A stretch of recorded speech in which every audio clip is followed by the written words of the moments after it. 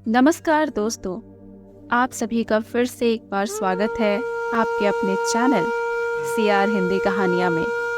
दोस्तों, यदि आप कर्मों के हिसाब में विश्वास रखते हैं तो ये कहानी आपके लिए, और यदि नहीं रखते तो ये कहानी एक बार ज़रूर सुने। एक समय की बात है, किसी नगर में एक बड़ा ही धनी सेठ रहता था।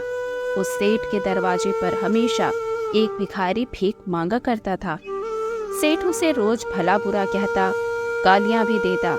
सेठ उसे धिक्कारता और कहता, तो चिंदा क्यों है, धरती का बोझ बना बैठा है। और कभी कभी उस भिखारी को गुस्से में धक्का भी मारा करता। इतना सब कुछ सहने के बाद भी भिखारी के मुंह से यही शब्द निकलते कि भगवान तुम्हारे पापों को माफ करे। एक बार सेठ को अपने व्यापार में नुकसान होने की खबर मिली। सेठ बहुत परेशान था। तभी वो भिखारी सेठ के दरवाजे पर आया। गुस्से में अपना आपा खोते हुए सेठ ने उस भिखारी को पत्थर दे मारा। पत्थर लगने के कारण भिखारी का सर फूट गया और उसके सर से खून बहने लगा। भिखारी ने कराहते हुए कहा, भगवान तुम्हारे पापों को माफ करे। भिखारी अपने दर्द को समेटता वहां से चला गया। उसके जाने के बाद सेठ सोच में पड़ गया कि मैंने भिखारी को पत्थर मारा, फिर भी वह मेरे लिए ही प्रार्थना कर रहा है।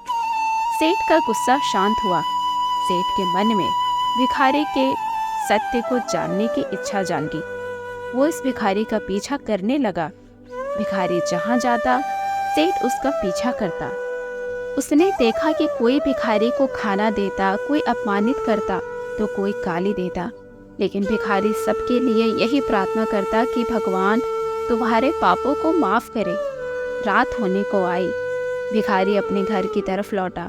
सेठ भी उस भिखारी का पीछा करते हुए उसके घर तक आ पहुंचा। एक पुरानी टूटी खटिया जिस पर एक बीमार बूढ़ी महिला लेटी हुई थी। काफी कमजोर और जर्जर शरीर वाली महिला भिखारी की पत्नी थी। अपने पति को देखकर वो बड़ी मुश्किल से उठ खड़ी हुई। पत्नी ने अपने पति के भीख वाले कटोरे में देखा, उसमें आधी बासी रोटी थी। उसे देखकर वह बड़ी दुखी हुई।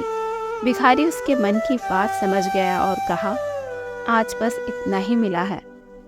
पत्नी ने उसका सर देखा और घबराकर पूछी, आपके सिर से खून निकल रहा है, यह चोट कैसे लगी? बूढ़े भिखारी की आंखों में आंसू थे। उसने कहा, किसी ने गालियां दी, किसी ने पत्थर फेंके, जिससे मुझे थोड़ी चोट लग गई है। यह सब देखकर बुढ़िया रोने लगी और अपने अतीत के पन्ने पलटने लगी। यह सब मेरे ही पाप कर्मों का फल है जो आज हम दोनों भुगत रहे हैं। हम कुछ सालों पहले तक कितने अमीर थे, क्या कुछ नहीं था हमारे पास, सब कुछ ज़रूरत से ज़्यादा दिया था भगवान ने, लेकिन हमने कभी किसी ज़रूरतमंद की मदद नहीं की, ना कभी कोई दान किया। और उससे भी ज़्यादा पाप मैंने तब किया जब वो बेचारा अंधा भिखारी हमारे हवेली के दरवाजे पर एक वक्त की रोटी के लिए आता। बुढ़िया का गला भराया, उससे और ना कहा गया। बूढ़े भिखारी ने कहना शुरू किया और हम उस बेचारे अंधे भिखारी के कटोरे में कूड़े डाल दिया करते, उसका अपमान करते और मारा भी करते। और वो रोते हुए कहता, भगवान तुम्हें तुम्हारे कर्मों की सजा ज़रूर देगा। और आज देखो, उस भिखारी की बद्दुआ से हमारा सब कुछ खाक हो गया। तो उसका श्राप सच साबित हुआ। इसलिए मैं किसी को बद्दुआ नहीं देता, चाहे कोई मेरे साथ कैसा भी बर्ताव करे, मैं हमेशा उसके लिए प्रार्थना ही करता हूँ। मैं नहीं चाहता कि कोई हमारे जैसा जीवन जिए, किसी को दुखों का सामना ना करना पड़े।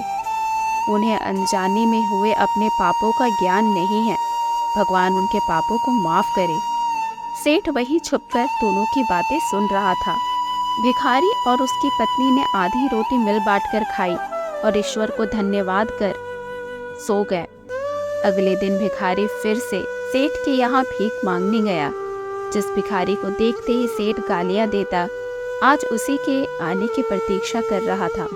भिखारी के आते ही सेठ ने उसे गर्म भोजन दिया और माफ़ी मांगते हुए कहा, बाबा मुझे माफ़ कर दो, मुझसे बहुत बड़ा पाप हो गया। ये बूढ़ा भिखारी बोला, भगवान तेरा भला करे। इतना कहकर वो आगे निकल गया।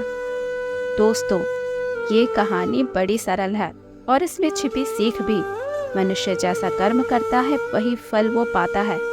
केवल सच है कि ईश्वर हमें दिखाई नहीं देते, लेकिन ईश्वर हमें निरंतर देखते हैं और हमारे कर्मों का हिसाब भी रखते हैं। उनके कर्मों का हिसाब बहुत पक्का होता है। इसलिए जीवन में सदैव दूसरों के लिए वैसा ही सोचें जैसा आप स्वयं के लिए चाहते हैं। धन्यवाद। मेरे प्यारे व्यूअर्स, ये कहानियाँ आपको अच्छी लगी तो चैनल को सब्सक्राइब और हाँ, लाइक ज़रूर करें। Thank you.